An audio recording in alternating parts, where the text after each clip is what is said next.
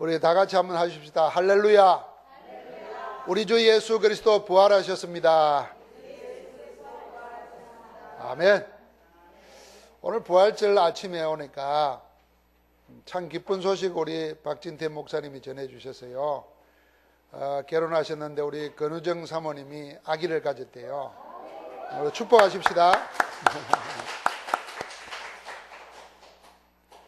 부활하신 그리스도의 날에 우리 하나님의 기업으로 우리 박 목사님 가정에 새 생명을 주셨는데, 이 태중에 있는 렘넌트가 성령 충만해서 양가 가문의 저주를 끊어버리고 새 시대의 재앙을 막는 축복된 역사 일어나기를 주의 이름으로 축복합니다. 예수 그리스도의 부활은 역사에 단 한 번 있었던 대사건입니다. 아직까지 예수 그리스도의 부활과 같은 부활은 없었습니다. 앞으로도 영원히 없습니다. 물론 주님께서 다시 오실 때 우리의 죽은 몸도 다시 살아날 것입니다. 그러나 우리가 다시 살아나도 주님의 부활과는 같지 않습니다. 우리의 부활과 주님의 부활은 다릅니다. 주님의 부활은 우리의 죄를 대신하신 십자가의 죽음이 있은 이후에 부활이기 때문입니다. 주님의 부활은 죄의 삭신 사망의 근세를 이기셨다는 증거의 부활입니다. 사망의 근세를 이기시고 죄의 문제를 완전히 해결하셨다는 뜻입니다. 사단과 지옥, 죄와 저주의 문제를 십자가로 다 단번에 영원히 해결해 버리신 겁니다. 그 증거로 다시 살아난 것입니다. 우리는 그 은혜를 믿음으로 거저 얻는 부활이 있을 뿐입니다. 그래서 우리도 부활하겠지만은 주님의 부활은 우리와 다른 의미, 다른 하나님의 큰 뜻을 이룬 역사가 있는 것입니다. 그런 의미에서 예수 그리스도의 부활은 단 한 번밖에 없는, 다시 있을 수 없는 역사적 대사건입니다. 단 한 번인 이유는 단 한 번으로 충분했기 때문입니다. 단 한 번으로 하나님의 뜻을 다 이루었습니다. 왜 예수 그리스도 한 분으로 충분하고 완전하고 모든 것이 되는가? 예수 그리스도는 단 한 번의 제사로 모든 것을 다 해결하셨기 때문입니다. 왜 예수 그리스도가 오직인가? 그리스도의 단 한 번의 제사로 여러분과 내가 다시 다른 제사를 드릴 필요가 없도록 만들어 주셨기 때문인 줄 믿습니다. 하나님은 이 오직의 이유를 알고 오직의 복음으로 살며 오직 예수 그리스도만을 전가하는 교회를 세우시고 그 오직의 교회를 쓰십니다. 이 부활의 아침에 죽음을 이기신 그리스도의 이름으로 자신과 세상과 사단을 이기며 사는 능력으로 충만하기를 주의 이름으로 축복합니다. 주님의 부활을 아무도 믿지 않았습니다. 누가복음 24장 1절부터 5절까지를 보면은 부활의 첫 목격자들이 여자였습니다. 오늘 그 이름이 나와 있죠. 막달라 마리아와 요한나와 야고보의 어머니 마리아 그랬습니다. 이들도 예수님의 부활을 믿지 않았습니다. 그들은 부활의 주님을 만나러 아침 일찍 일어나서 예수님의 무덤에 찾아간 것이 아닙니다. 오히려 향품과 향유를 준비해서 예수님의 시신을 썩지 않도록 단장하기 위해서 무덤을 향한 것입니다. 부활을 보러 간 게 아니라는 겁니다. 가면서 걱정했습니다. 누가 우리를 위하여 무덤에서 돌을 굴려주리요? 무덤을 큰 돌로 막아놨지 않습니까? 혹시 예수님의 제자들이 와서 시체를 훔쳐가고는 다시 살아났다 하고 거짓말을 할까 봐서 로마, 유대 군인들과 종교인들이 사람이 한 사람 두 사람으로서는 절대로 굴릴 수 없는 큰 돌을 가지고 무덤을 막아놨어요. 그러니까 여자들이 가면서 예수님의 몸에 썩지 않도록 향품도 바르고 향유도 발라야 되는데 누가 돌을 걸려내 주겠나, 그 염려함에 간 겁니다.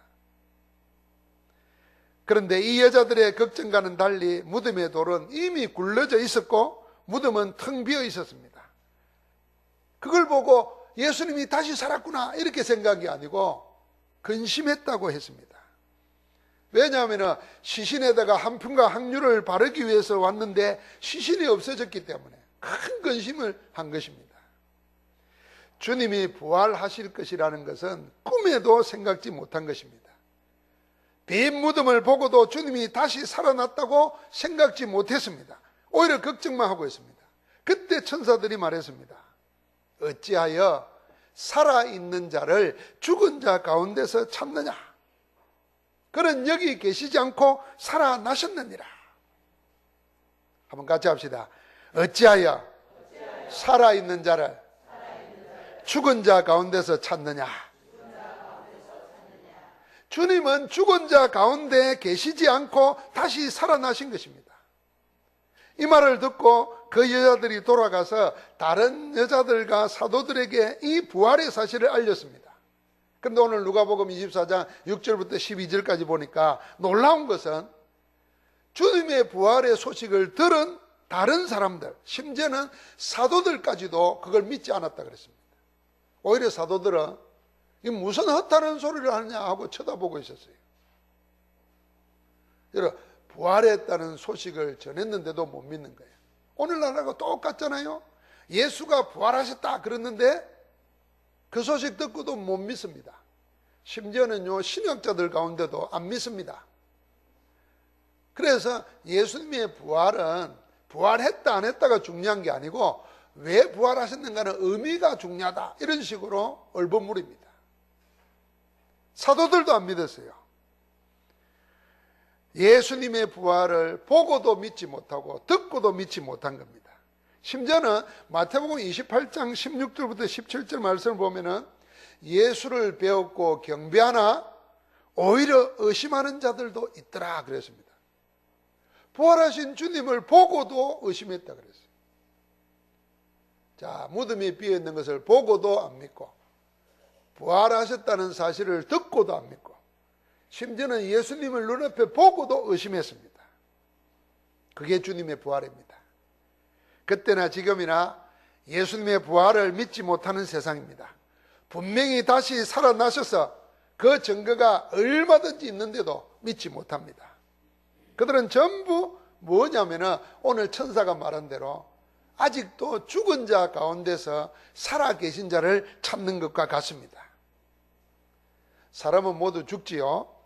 죽은 다음에는 심판이 따른다고 히브리서 9장 27절에 말했습니다. 심판 이후에는 영생의 천국과 영불의 지옥으로 나누어집니다. 그래서 사람에게 다시 살아나는 것은 없습니다. 혹시 생물학적으로 다시 살아나도 또다시 죽습니다. 우리가 종종 그런 사람 보죠. 죽은 줄 알고 장례식 지냈는데 깨어나서 살아났다.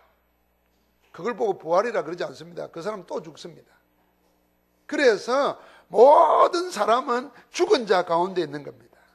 그래서 사람 가운데서 죽은 자 가운데서 부활을 찾으면 안 되는 것입니다. 사람의 논리로 사람의 경험으로 부활을 찾으면 절대로 안 된다는 것입니다.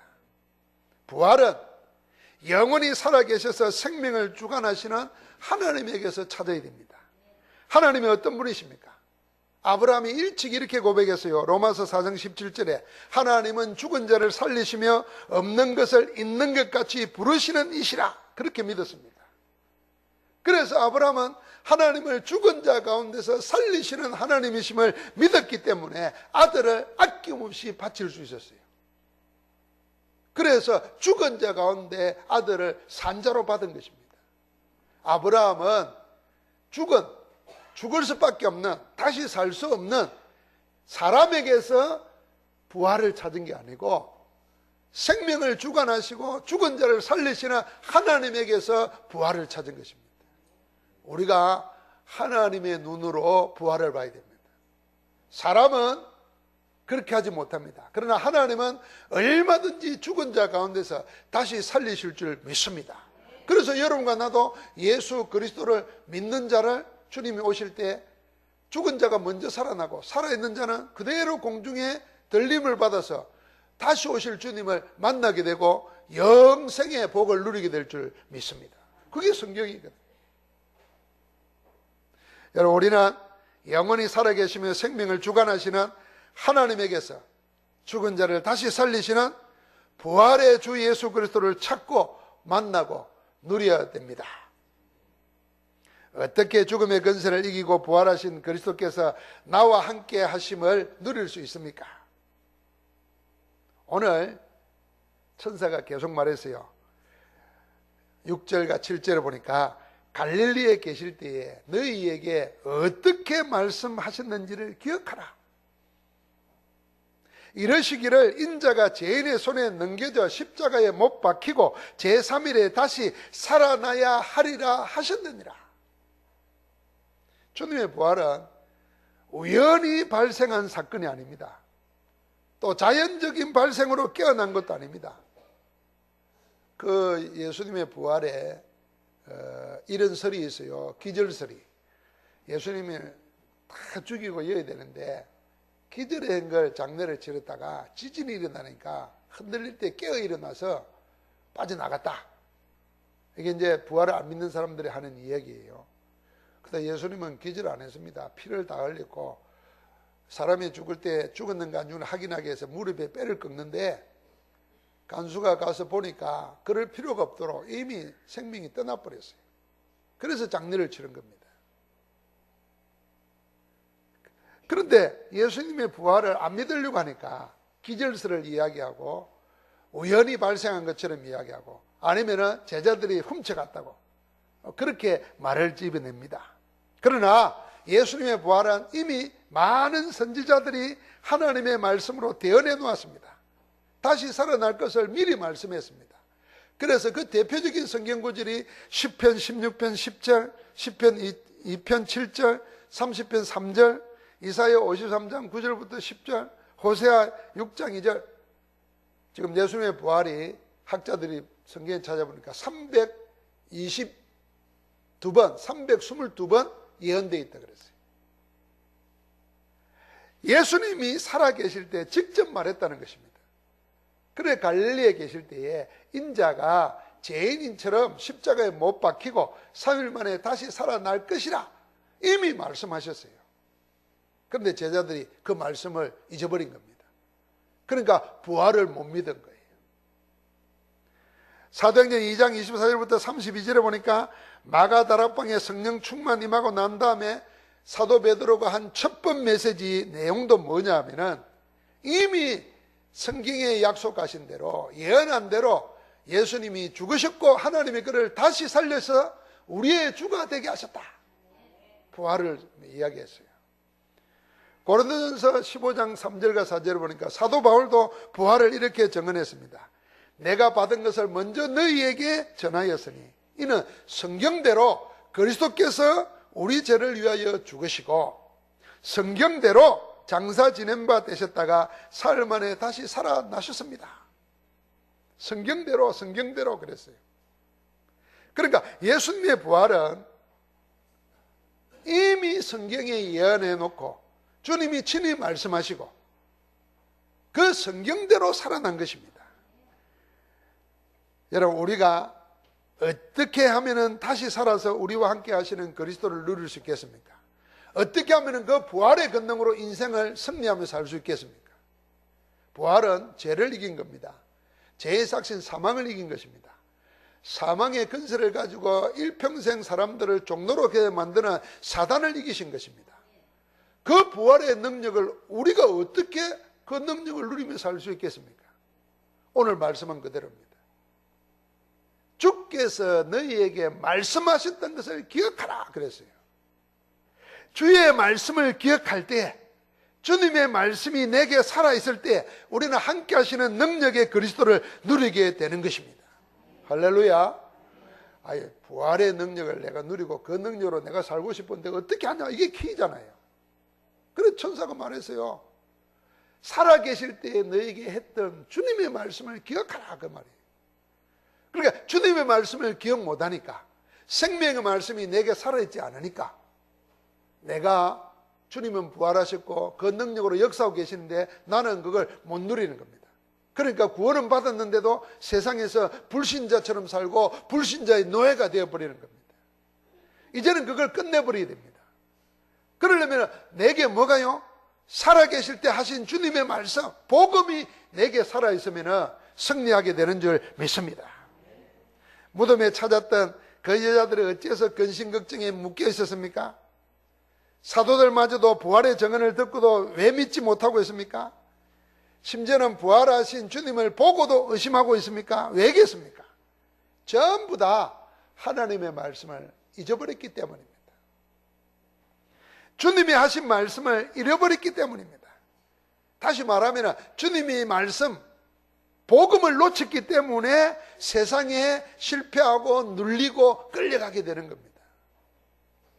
복음을 놓치면 다 놓치는 겁니다. 그러나 반대로 복음 하나를 붙잡으면 모든 것이 그 안에서 다 누려지게 됩니다. 복음 안에 있으면 모든 것이 그 안에 다 있음을 누리게 되는 줄 믿습니다. 그래서 여러분, 나에게 하나님의 말씀이 살아있으면 하나님이 능력으로 죽은 자 가운데서 다시 살리신 그 능력이 우리에게 그대로 나타나는 것입니다. 여러분, 우리가 이런 핑계에 대지 말아야 돼요. 이런 사단의 속임수에 속지 말아야 돼요.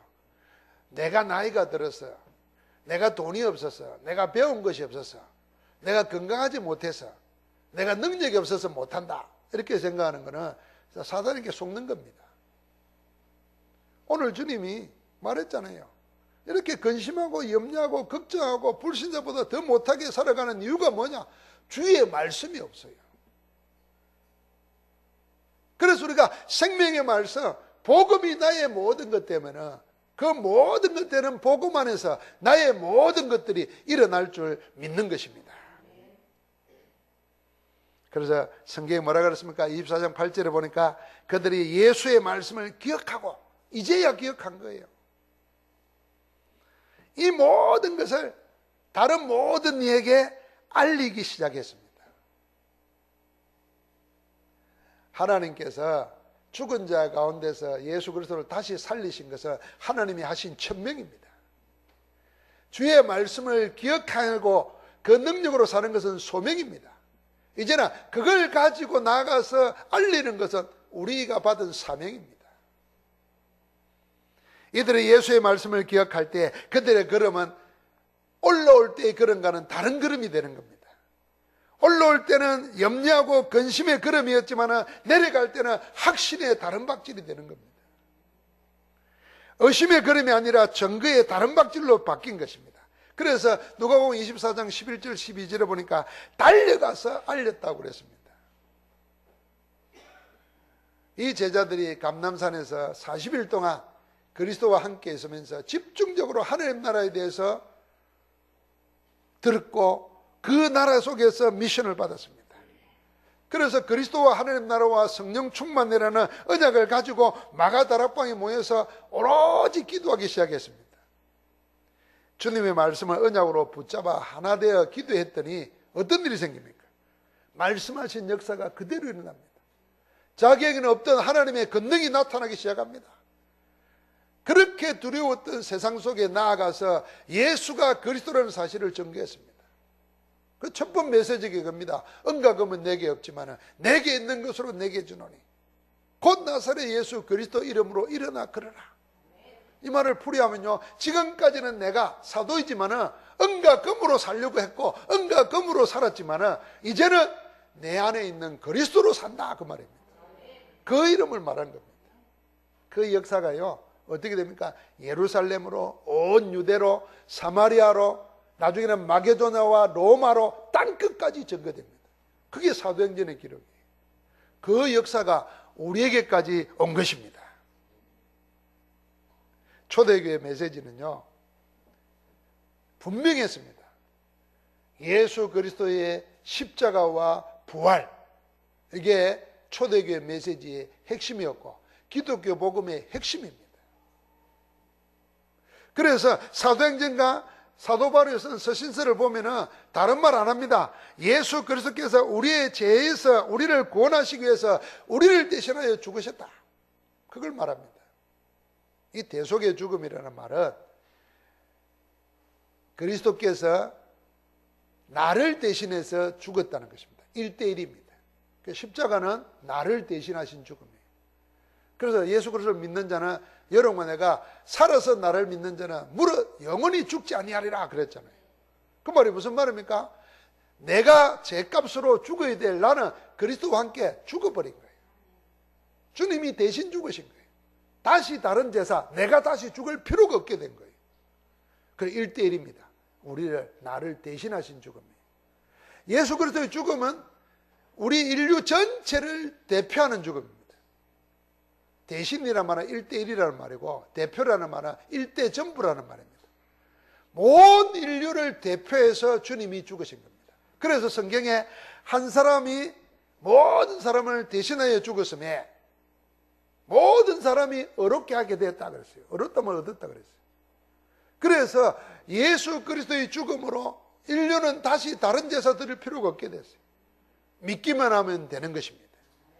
그뿐만 아니라 우리를 위한 죽음입니다. 여러분과 나를 죄와 저주와 사단과 지옥에서 앞으로 영원히 건지시기 위해서 우리를 유익하게 하기 위해서 죽으신 죽음인 줄 믿습니다. 딱 한 번으로 좋겠어요. 그런데 죽음으로 끝났다고 하면은 그리스도가 될 수 없어요. 왜냐하면 죽음에서 일어나지 못했다면 죄에 졌다는 것이고 사망에게 졌다는 것이고, 사망은 뭐냐면 죄의 값이잖아요. 죄를 해결 못했다는 뜻입니다. 사단을 못 이겼다는 거예요. 지옥을 못 이겼다는 것입니다. 그런데 하나님께서 그를 이렇게 세웠습니다. 죽은 자 가운데서 하나님이 그를 이렇게 세우심으로 그가 우리의 주와 그리스도가 되신 것입니다. 부활입니다.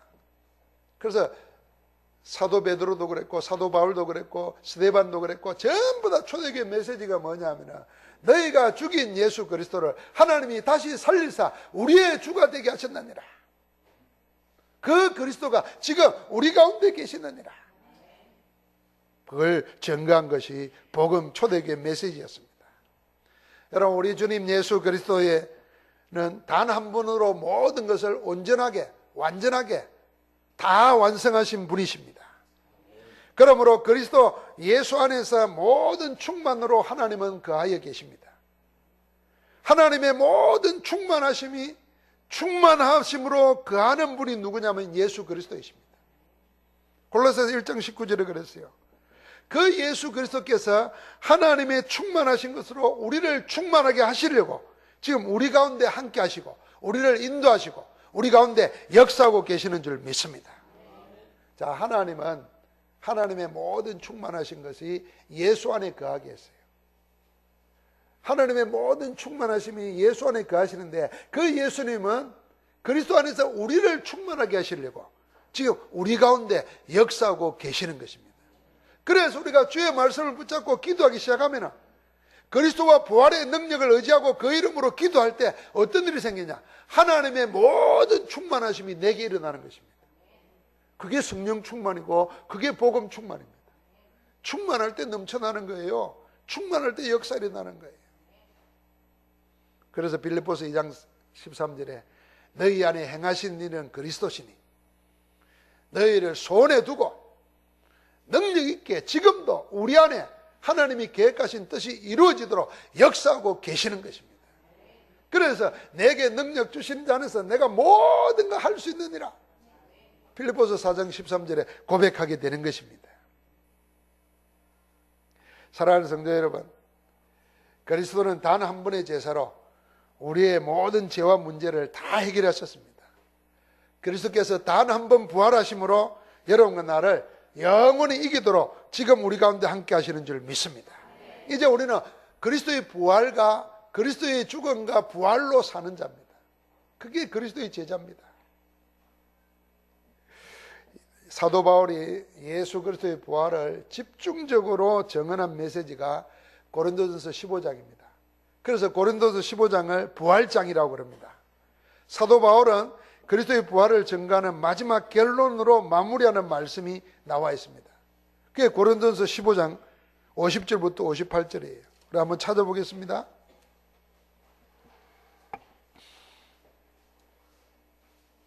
오늘 고린도전서 15장 50절부터 58절까지를 통해서 사도 바울은 우리에게 이렇게 말합니다.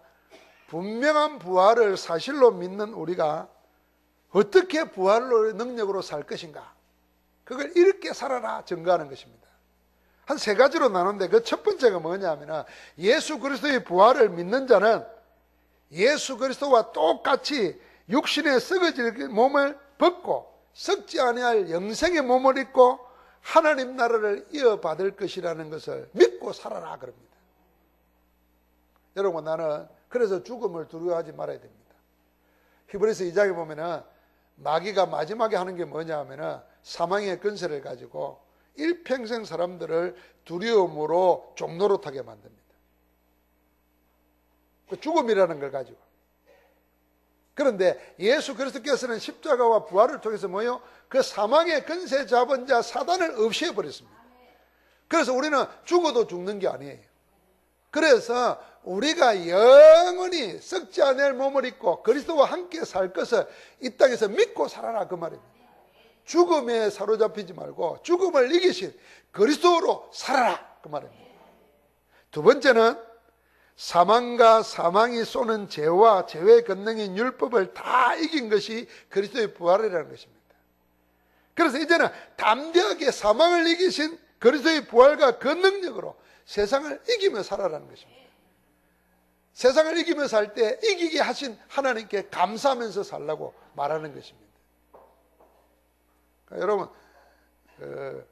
연세가 이제 막 한 90이 넘고 이러면요, 암이라 그러면요, 병원 가지 마세요. 아, 주님이 날 부르시는구나. 그리고 90 넘으면 하나님 앞에 기도하면서 주님 나라 갈 가장 맑은 정신에 주님 나라 갈 준비를 하는 게 좋아요.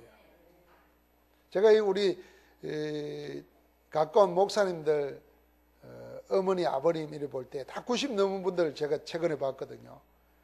다 집에서 살다가 예배 드리고 살고 기도하고 살다가 딱 가실 때 되니까 다 90 넘는 분들이에요. 그냥 먹는 걸 줄이더라는 겁니다. 물만 먹고. 그러니까 아주 맑은 정신에 아주 깨끗하게 해가지고 예배 드리고 가는 거예요. 얼마나 멋져요. 그러니까 우리가 죽음을 이기면은 그 그리스도의 능력으로 그런 죽음을 이기신 승리로 인생 살기를 주의 이름으로 축복합니다. 마지막으로 어떻게 살아가려 하느냐, 그게 고린도전서 15장 58절입니다. 같이 읽어보겠습니다. 그러므로 내 사랑하는 형제들아, 근실하며 흔들리지 말고 항상 주의 일에 더욱 힘쓰는 자들이 되라. 이는 너희 수고가 주 안에서 헛되지 않은 줄 알미라. 어떻게 부활의 능력으로 누리며 살 것인가 할 때 이렇게 말했습니다. 흔들리지 말라 그랬어요. 속지 말라 그랬어요. 어떤 일이 일어나도 믿음이 흔들리지 말고 속지 말라는 겁니다. 그 다음에 뭐라 그랬습니까? 항상 주의 일에 복음에 더욱 힘쓰는 자로 살라는 것입니다. 왜냐하면 주 안에서 한 수고는 절대로 헛되지 않기 때문입니다. 여러분, 내가 주 안에서 한 수고는 전부 다 하나님의 열매를 맺습니다. 그래서 금생에서 100배를 뵙고 내세의 영생을 얻지 못할 자가 아무도 없다고 그랬어요. 그래서 우리는 이제 부활의 능력으로 모여 주를 위해서 더욱더 열심히 하면서 사는 것입니다.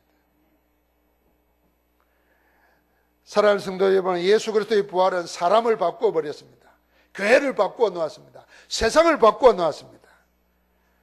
그래서 예수 그리스도의 부활은 지금도 사람과 교회와 세상을 바꾸는 하나님의 능력입니다.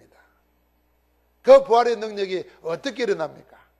죽은 자를 살리신 하나님의 능력이 주의 말씀, 복음을 붙잡고 그 말씀 안에 있을 때 일어나는 것입니다. 오늘도 말씀을 붙잡고 뭐 하십니까? 여러분, 그 안에서 하나님이 내게 원하시는 기도 제목을 찾으십시오. 그걸 가지고 정시, 무시, 24시 기도하는 겁니다. 언제까지? 참응답이 일어날 때까지, 말씀이 성취될 때까지. 그 말씀의 성취가 일어나는 것이 보면은 여러분과 내가 가지고 있는 연약함도 모자람도 여러분과 나에 있는 부끄럼도 아무 문제가 되지 않습니다. 부끄럼을 영화로 바꿔주실 것입니다. 부족함을 넘치는 것으로 바꿔주실 것입니다. 모자람을 충만한 것으로 바꾸실 줄 믿습니다. 그게 그리스도의 부활이에요. 오늘 지금도 교회를 살리고 세상을 바꾸시고 우리를 치유하시는 그리스도의 복음으로 충만하기를 주의 이름으로 축복합니다. 우리 같이 한번 하십시다. 주의 부활로, 부활의 능력으로 이기며 삽시다. 할렐루야. 하나님 감사합니다. 우리 죄를 대신하시고 그 모든 죄의 문제를 해결하셨다는 증거로 부활하여 지금 우리의 구주로 우리 안에 우리와 함께 하심을 감사합니다. 이제 사망을 이기시고 지옥을 이기고 사단을 이긴 그리스도의 부활의 권능을 가지고 이기며 감사하며 살아가는 정인으로 서게 하여 주옵소서. 모든 주의 백성들이 지금 묶여있는 데서 풀려나게 하시고 지금 눌린 데서 자유함 얻게 하시고 지금 모자라는 데서 넘치도록 역사하여 주옵소서. 우리와 함께 하시는 주 예수 그리스도 이름으로 기도하옵나이다. 아멘.